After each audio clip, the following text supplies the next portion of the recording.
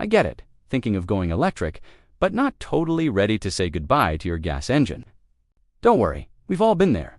Plug-in hybrids or PHEVs are on the rise here in the Philippines, and today we're taking a look at whether they're the perfect mid-step for Filipino drivers.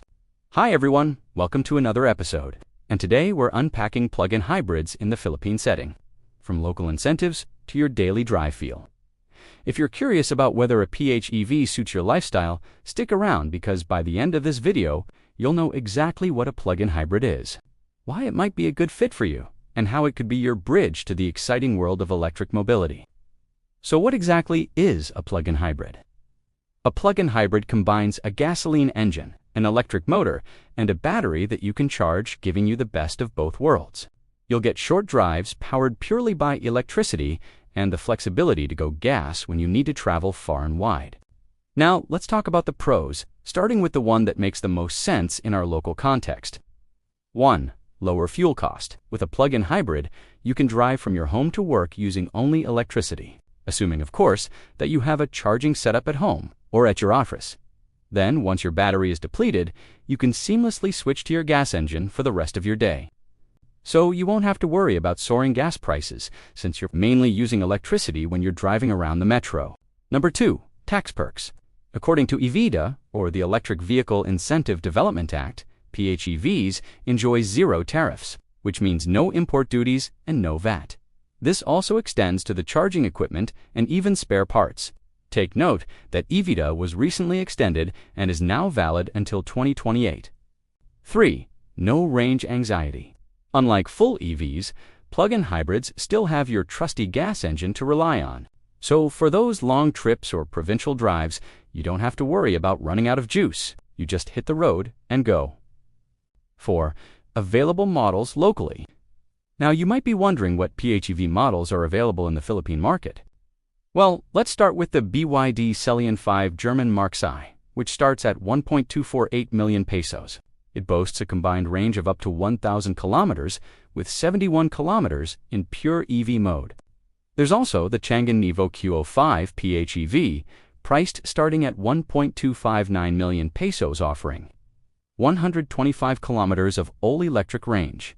And for those who prefer full-size SUVs, the Chery Tiggo 8 Pro PHEV at 2.60 million pesos provides 90 kilometers of EV range.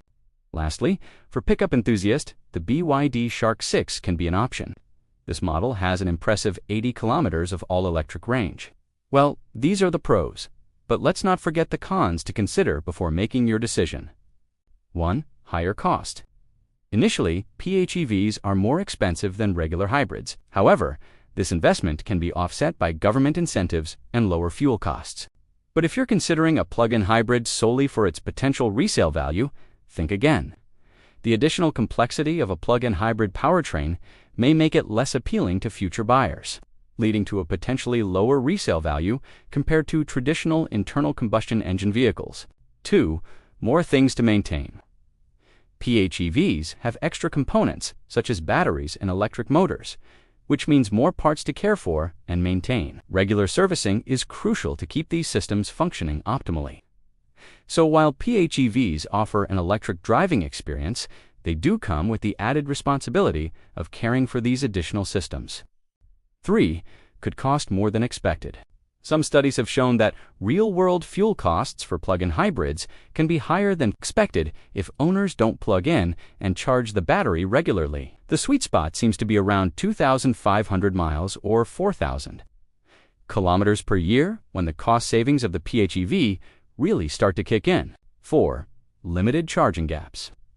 One major downside highlighted by Filipino drivers is that PHEVs aren't very eco-friendly since they still rely on fossil fuels. While they do offer more flexibility, the reality is that charging stations are still few and far between in the Philippines. So if you frequently travel outside Metro Manila, finding a place to charge your car could pose a challenge, especially since many gas stations don't yet have charging facilities.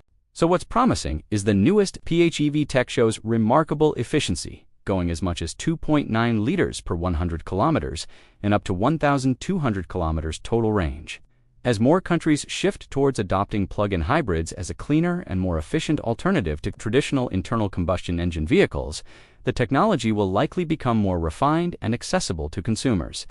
In fact, a recent study by Bloomberg Neff suggests that plug-in hybrid sales will continue to grow, accounting for nearly a quarter of new car sales globally by 2040. So if you're thinking of getting a plug-in hybrid in the Philippines, here are some models worth checking out.